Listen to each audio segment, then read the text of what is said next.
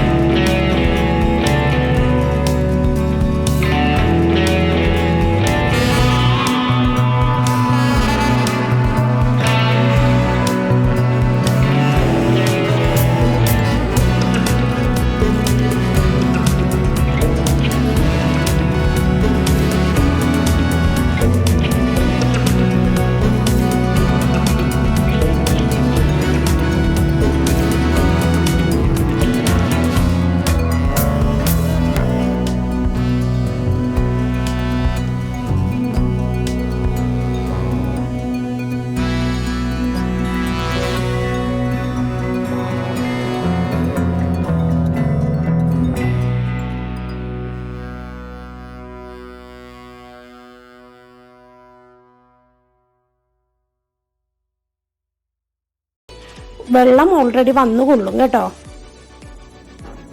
ഞാനിപ്പോൾ ഒരു 3-3.5 കിലോത്തോളം ചിക്കൻ എടുത്തിട്ടുണ്ട് കേട്ടോ. ചില്ലി ചിക്കൻ ഉണ്ടാക്കാൻ അടച്ചു വെച്ച് വേവിച്ചത് കൊണ്ട് വെള്ളം കണ്ടോ, ഇത് ചിക്കൻ ഒന്ന് വെന്തിട്ടുണ്ട്.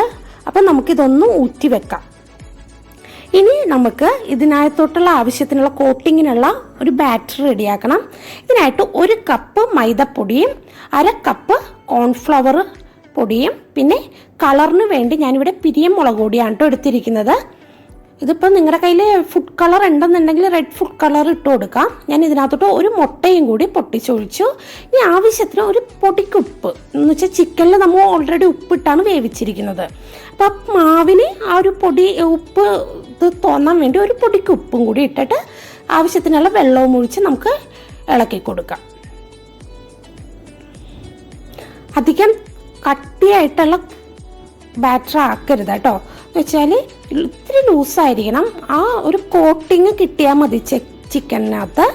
അതിനു വേണ്ടിയാണ്.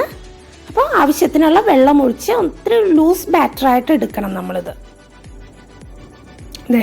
ഇനി നമുക്കിത് പൊരിക്കാനായിട്ട് ഒരു പാൻ അടപ്പത്ത് വെച്ചിട്ടുണ്ട്. ഇതിനകത്തോട്ട് സൺഫ്ലവർ ഓയിലാണ് കേട്ടോ എടുത്തിരിക്കുന്നത്.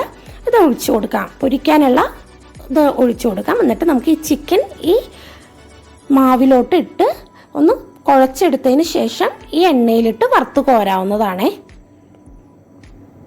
നല്ല ടേസ്റ്റി ചില്ലി ചിക്കനാണ്. ഇത് റെസ്റ്റോറൻറ്റ് സ്റ്റൈലാണ്. നമ്മൾക്ക് ഒന്ന് ട്രൈ ചെയ്ത് നോക്കുക എല്ലാവരും. നല്ല ടേസ്റ്റാണ് ഇത് കഴിക്കാനായിട്ട്.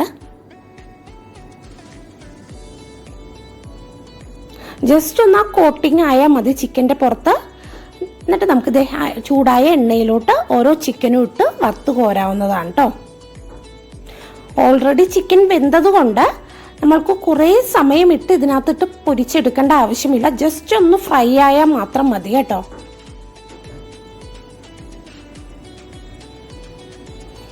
ഇങ്ങനെ നമുക്ക് ഉള്ള എല്ലാ ചിക്കനും പൊരിച്ചെടുക്കാവുന്നതാണേ.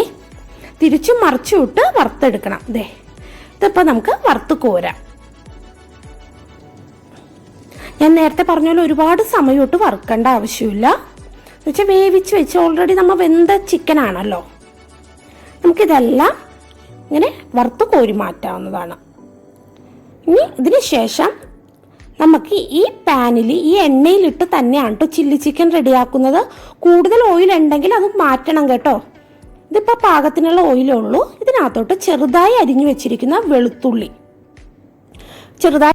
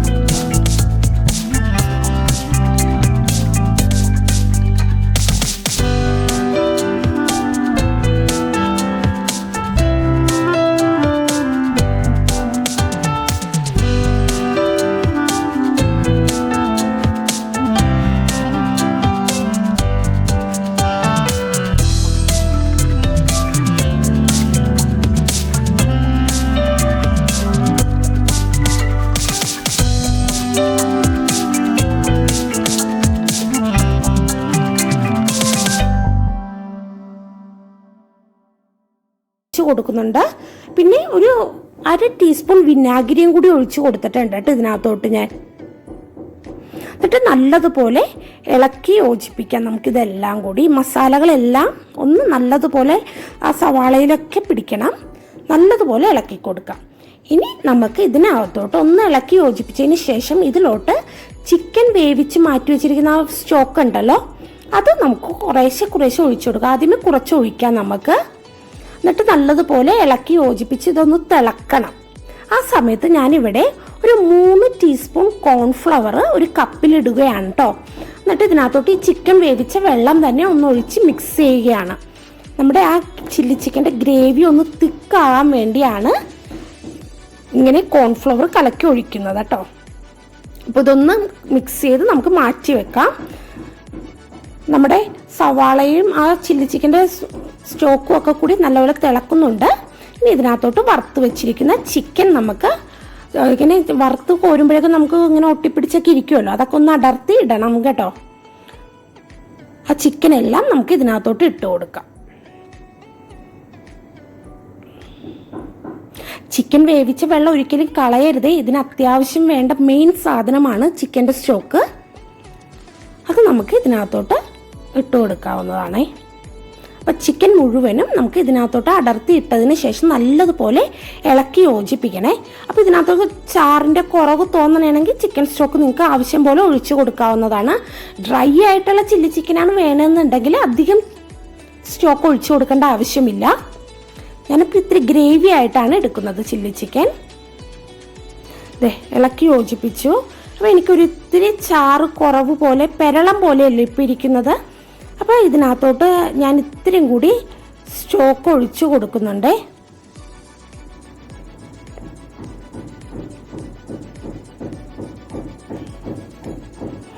ഇതിനകത്തോട്ട് 1 ടേബിൾ സ്പൂണോളം പഞ്ചസാര ഇട്ട് കൊടുക്കുന്നുണ്ട്. ഒരു ചെറിയ മധുരിപ്പ് നമുക്ക് ചില്ലി ചിക്കനിൽ ഉണ്ടാകുമല്ലോ, അതിന് വേണ്ടിയാണേ.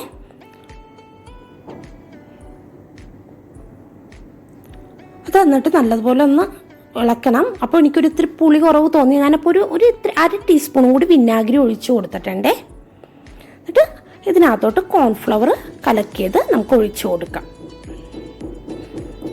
നല്ല ഗ്രേവി ചില്ലി ചിക്കൻ ഇവിടെ റെഡിയായി.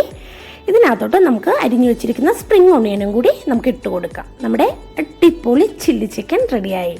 എല്ലാവരും ഒന്ന് ട്രൈ ചെയ്ത് നോക്കണം കേട്ടോ. സൂപ്പർ ടേസ്റ്റാണിത് കഴിക്കാനായിട്ട്. പൊറോട്ടയുടെ ഒപ്പമോ ഫ്രൈഡ് റൈസിൻ്റെ ഒപ്പമോ നൂഡിൽസിൻ്റെ ഒപ്പം ഒക്കെ കഴിക്കാം. എല്ലാവരും ട്രൈ ചെയ്യുക.